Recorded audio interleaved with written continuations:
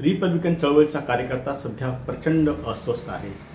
या निवडणुकीत रिपब्लिकन पक्षाचं काहीही स्थान नाही, काहीही अजेंडा नाही। या निवडणुकीत रिपब्लिकन पक्षाचा काहीही हस्तक्षेप नाही। ज्या नेत्याचं नाव घ्यावं, ज्या नेत्याकडे बोट दाखवावं, तो रिपब्लिकन नेता भारतीय जनता पक्षाच्या कळपात सामील झाल्याचं चित्र आपल्याला बघायला मिळतंय। आता जोगेंद्र कवाडेंचंच बघा। कधीकाळी लॉंग मार्चसाठी प्रसिद्ध असलेले जोगेंद्र कवाडे सध्या कट्टर स्वयंसेवक नितीन गडकरी यांच्या विजयासाठी नागपुरातल्या गल्लोगल्ली फिरत आहेत आणि त्यांचा मुलगा जयदीप कवाडे झेलकरी म्हणून त्यांची साथ देत आहे।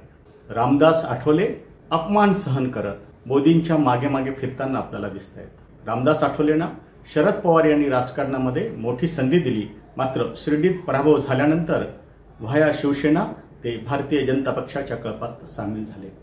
3 दशकांहून अधिक काळ सत्तेत राहिल्यामुळे रामदास आठवले यांचा सत्तेशिवाय जीव रमत नसावा म्हणून मंत्रिमंडळामध्ये 3% मंत्रिपद ते सध्या भोगत आहेत। रामदास आठवले यांनी 2019ची विधानसभा, लोकसभा आणि आताही ही लोकसभा ते लढत नाहीत। निवडणुकाच न लढणाऱ्या अशा नेत्याविषयी आणि पक्षाविषयी आपण काय बोलावं? दिवंगत BC कांबळे म्हणायचे की लोकशाहीमध्ये प्रत्येक पक्षाने निवडणूक लढली पाहिजे। निवडणुकीमध्ये पराभव किंवा जिंकणं होतच असतं, मात्र जनतेपर्यंत पोहोचणं आणि आपला विचार, आपला जाहीरनामा जनतेपर्यंत पोहोचवण्यासाठी निवडणुका लढणं गरजेचं असतं। BC कांबळेचा अर्थात डॉक्टर बाबासाहेब आंबेडकरांचा हा विचार सध्याच्या नेत्यांना कोण सांगणार? पॅन्थरपैकी नामदेव ढसाळ, राजा ढाले आणि भाई संगारे सध्या हयात नाहीत। हयात असणाऱ्यापैकी अविनाश महातेकर रामदास आठवलेंच्या पक्षात कार्यरत आहेत। रामदास आठवलेच्या पक्षाच्या विचाराला एक तात्विक मुलामा देत रामदास आठवले यांचं म्हणणं जनतेपर्यंत पोहोचवण्याची जबाबदारी अविनाश महातेकर सांभाळत आहेत, तर दुसरे साहित्यिक जवी पवार कारण नसताना प्रकाश आंबेडकर यांचं ओझं वाहत आहेत। याशिवाय इतर अनेक छोटे मोठे नेते भाजपच्या कळपात सामील झालेले आहेत। हे चित्र फक्त मुंबईत बघायला मिळते असं नाही, तर सर्व दूर महाराष्ट्रात जिल्हा पातळीवरही आपल्याला साधारणपणे हे चित्र बघायला मिळतं। छोटे नवाब म्हणून प्रसिद्ध असलेले दिवंगत रासू गवई यांचे वारसदार डॉक्टर राजेंद्र गवई यांनी यावेळी अमरावती लोकसभामध्ये आपला उमेदवार उभा केला होता। तर गवई यांचे एक जवळचे सहकारी गंगाराम इंदिसे यांनी एकदा शिवसेनेसोबत ठाण्यामध्ये सत्ता स्थापन केली होती, मात्र ते कधीही भारतीय जनता पक्षाच्या कळपात सामील झाले नाहीत आणि सध्या वयोमानानुसार ते तेवढे कार्यरत नाहीत। कधीकाळी रिपब्लिकन चळवळीत असलेले चंद्रकांत हंडोरे काँग्रेसमध्ये स्थिरावले आहेत, तर जयदेव गायकवाड शरद पवारांची साथ देत आहेत। साहित्यिक अर्जुन डांगळे सध्या महाविकास आघाडीसोबत कार्यरत आहेत। प्रकाश तथा बाळासाहेब आंबेडकर यांची तिरकी चाल ही समजण्याच्या पलीकडे आहे। गेल्या लोकसभा निवडणुकीत बाळासाहेब आंबेडकर यांच्या वंचितमुळे भारतीय जनता पक्षाला फायदा झाला होता। या निवडणुकीत बाळासाहेबांची पावलं त्याच दिशेने पडतायत अशी शंका घ्यायला जागा आहे।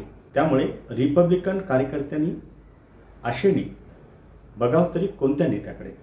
हे सारे नेते जे आहेत, जे बाबासाहेबांचं नाव घेतात किंवा बाबासाहेबांच्या नावाने राजकारण करतात, यांना बाबासाहेबांनी ब्राह्मणशाही विरोधात केलेला संघर्ष माहीत नाही। बाबासाहेब आंबेडकर यांनी रक्त आटवून निर्माण केलेली राज्यघटना सध्या धोक्यात असताना हे नेते राष्ट्रीय स्वयंसेवक संघ आणि भाजपच्या कळपात कसे काय रमू शकतात? हाच प्रश्न आंबेडकरी कार्यकर्त्यांना अस्वस्थ करत आहे। बाबासाहेब आंबेडकर यांनी हिंदू राष्ट्र अर्थात ब्राह्मण राष्ट्र ही या देशावरची सर्वात मोठी आपत्ती असेल असा इशारा देऊन ठेवलेला आहे।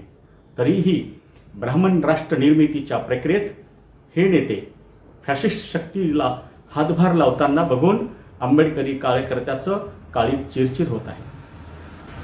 केवळ सत्तेसाठी किंवा छोट्या मोठ्या फायद्यासाठी जर हे नेते भारतीय जनता पक्षाच्या कळपात रमले असतील, तर या नेत्यांच्या नैतिकतेविषयी बोलण्यासारखं काय शिल्लक राहतं? काही वर्षापूर्वी अक्षर दिवाळी अंकामध्ये मी नामदेव ढसाळांवर एक लेख लिहिला होता। त्याचं शीर्षक होतं ढसाळांचा प्रवास गुलामांच्या यादीतून दलालांच्या यादीत। या व्यवस्थेने आम्हाला आधी गुलाम केलं होतं आणि आता दलाल केलेलं आहे। हे सर्व नेते आम्हाला गुलाम करणाऱ्या व्यवस्थेच्या रक्षणकर्त्यासोबत रम्मान झालेले आहेत, अर्थात दलाल झालेले आहेत. खरं तर महाराष्ट्राचा जो काही पुरोगामी चेहरा आहे, जी काही संस्कृती आहे, ही टिकवण्यामध्ये, ही वाढवण्यामध्ये रिपब्लिकन कार्यकर्त्याचं सर्वात मोठं योगदान आहे. आणि रिपब्लिकन कार्यकर्ता जो कट्टर आंबेडकरवादी आहे, तो अशा संकटातही मार्ग शोधतोच. आणि मला आशा आहे की यावेळीही पुढच्या काळात रिपब्लिकन कार्यकर्ता ही कोंडी फोडल्याशिवाय राहणार नाही. जय भीम. मी बंधुराज लोणे.